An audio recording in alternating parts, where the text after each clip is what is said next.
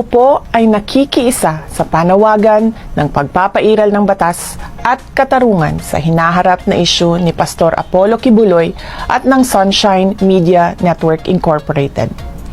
Sa mga ginagawang pagdinig ay tila pinatawan na ng guilty verdict si Pastor Kibuloy kahit na nakabatay lamang ang pagdinig na ito sa mga paratang ng mga testigo na nagkukubli ng kanilang katauhan at hindi mapatunayan ang kredibilidad.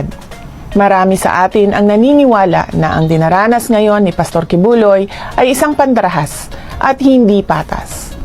Bukod sa hearing na walang pinatutunguhan, ay kabilang rin dito ang indefinite suspension ng broadcasting network na SMNI na isang issue ng media freedom.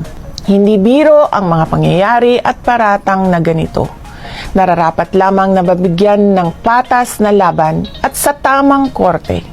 Justice and the truth cannot be achieved in trial by publicity but by a day. Yun, what's up mga boss? Ito nga, naglabas ng saloobin itong si BP Inday Sara Duterte at suporta dito nga sa SMNI Broadcast Network mga boss, no? At lalong-lalo na dito kay Pastor Apollo Kibuloy mga boss.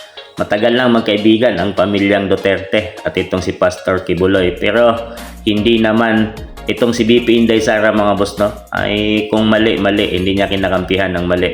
Pero alam niya at nakikita niya na may tama at hindi na makatarungan ang ginawa ng Senado at ng Kongreso dito nga sa prangkesa ng SMNI at lalong-lalo na dito kay Pastor Apollo Kibuloy. Gusto nilang sugpuin at pabagsakin ito mga boss, no? Lalong-lalo na ang SMNI ay ang isa sa mga network na andyan si Pangulong Rodrigo Roa Duterte. Mayroon siyang programa dyan at maraming programa na totoong nagbabalita sa mga nangyayari sa ating bansang Pilipinas at lalong-lalo na dito sa mga CPP NPA. Si Pastor Apollo Kibuloy ay number 1 na sumusugpo dito sa mga CPP NPA at mayroon siyang programa dyan sa SMNI mga boss.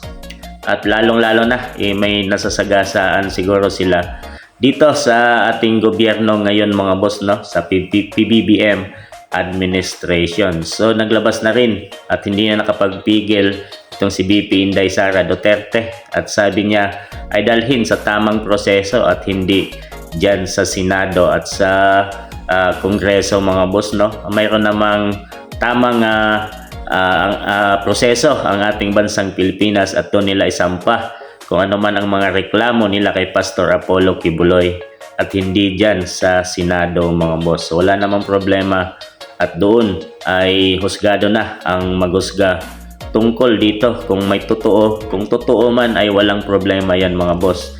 Ang kay BP Inday Sara lang ay magiging patas at pantay. Bigyan ng magandang laban ang bawat isang tayong lahat na mamamayang Pilipino, hindi lang si Pastor Kibuloy mga boss. So para sa inyo, anong masabi nyo tungkol sa suporta ni BP Inday Sara Duterte dito kay Pastor at ng SMNI Network?